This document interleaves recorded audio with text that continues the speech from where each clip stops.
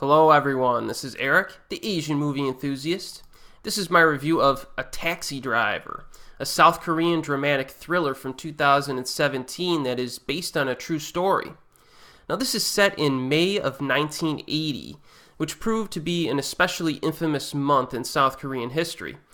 Our protagonist here is a widowed taxi driver who is attempting to support his young daughter. He's low on savings and owes multiple months' worth of rent, so he's short on cash right now and he needs some. Now, one day, he's eating with his buddy at a little restaurant and overhears another cab driver talking about a big fare that he's scheduled to pick up at the airport. So our protagonist decides to steal the guy's customer, a German man who is visiting Gwangju for the day. Now, this cab driver is unaware of two important things. First, Gwangju has become an extremely dangerous place because the military has cracked down on the protestors in that area.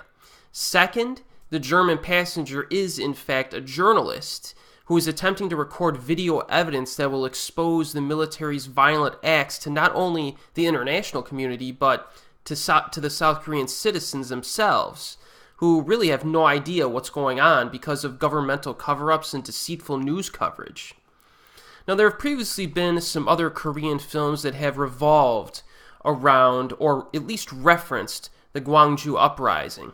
There was A Pedal from 1996, Peppermint Candy from 1999, May 18 from 2007, and 26 Years from 2012, to name a few. There's also a television series entitled Sandglass from 1995 that also explored this historical event. Now, I have not seen May 18 or Sandglass, but I have seen the other three films, and I definitely recommend A Pedal and Peppermint Candy. 26 Years actually had the most interesting premise of the bunch, and it was generally good, but it had its fair share of flaws. Now, after watching A Taxi Driver, I would say that this is my new favorite film that's based on this event. The reason for that is because it's such a well-balanced movie that engages the viewer from start to finish.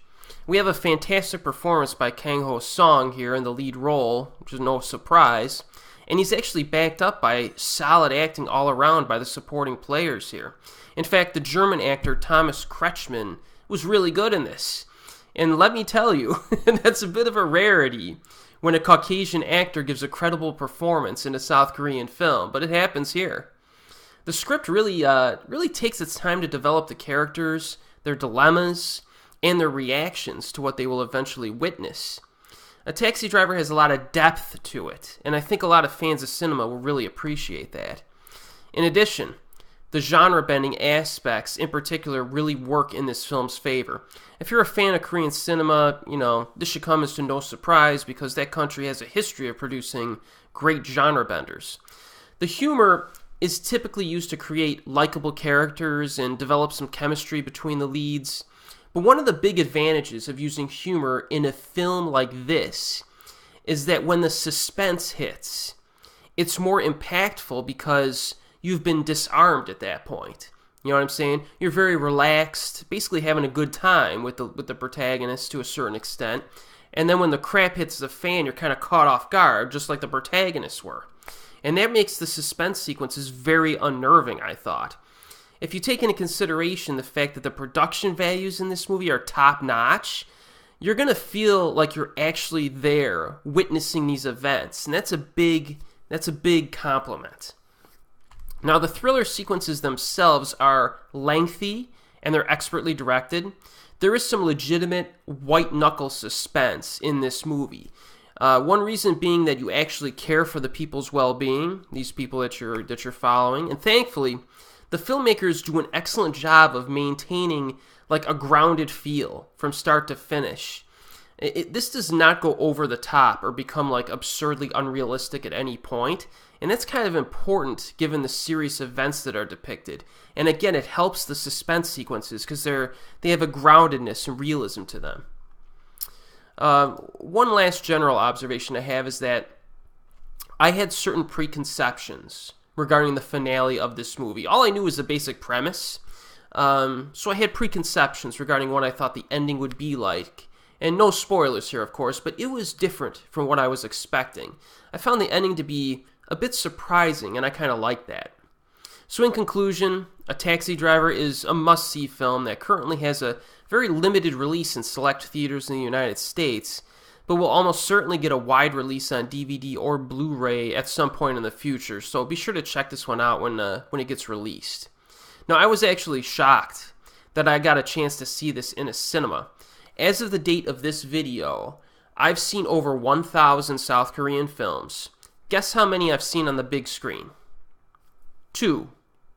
The first one was Sympathy for Lady Vengeance, all the way back in 2005, because I happened to be in New York City that week. It's been that long. So, A Taxi Driver was my second.